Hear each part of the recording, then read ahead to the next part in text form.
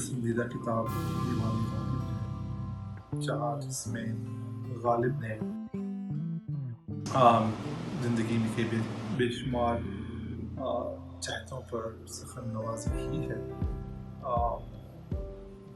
کچھ ایسے اشعار ہیں جو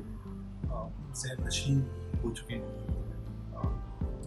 پہلا جو ذہن میں آ رہا ہے وہ کچھ ایسے ہے کہ سراپا رہن عشق ناگزیر الفت ہستی، عبادت بڑھ کے کرتا ہوں افسوس حاصل تھا۔ غالب کو تضادات کا شاعر بھی کہا جاتا ہے۔ غالب جیسے شاعر ایک خاص ماحول میں پرورش پاتے ہیں، جیسا کہ 1870s میں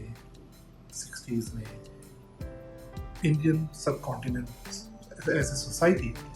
جو ان کا زوال پذیر ایک معاشرہ ہے، لیکن ایٹ دا سیم ٹائم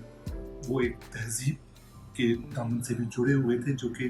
زوال پذیر تھی۔ وہ کہتے ہیں کہ بس کے دشوار ہے ہر کام کا آسان ہونا، آدمی کو بھی میسر نہیں انسان۔ پھر کسی اور موقع پر انہوں نے کہا کہ مجھے کیا برا تھا اگر ایک بات غالب کی شاعری میرے نزدیک ایک ٹائملیس ایکسپریشن ہے زندگی کے مختلف جہتوں اور مختلف جذبوں کے احساس کا،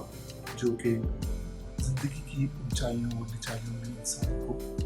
محسوس ہوتی ہے۔ جہاں غالب ایک شاعر سے زیادہ کئی جگہوں کے اوپر ایک فلاسفر محسوس ہوتی ہے کہ انہوں نے ایک خاص سوچ کو جیسے اپریشیٹ کیا ہو یا انکریج کیا ہو، جو کہ اس وقت کے لوگوں کو شاید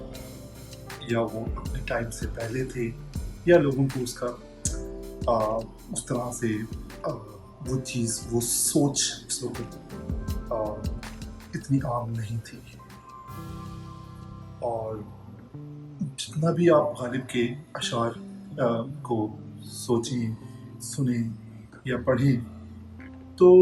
آپ پہ اس کی نئی سے نئی جہت کھلتی جاتی ہے۔ جیسے کہ ایک شعر میں جو کہ میرے خیال سے شعرائے آفاق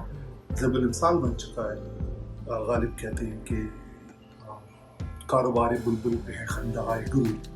کہتے ہیں جس کو عشق خلل ہے دماغ کا۔ تو ایسے بہت سارے اشعار ہیں جہاں پہ آپ غالب کی ایز اے شاعر، ایز اے پوئٹ یا ان کی صلاحیت کو کہ جس میں وہ مختلف چیزوں کو ایک حسین امتزاج کو بیان کر سکتے ہیں، یہ ان کی ایک غیر معمولی صلاحیت ہے جو کہ میرے خیال سے آنے والے وقتوں میں بھی ان کے نام کو زندہ رکھے گی۔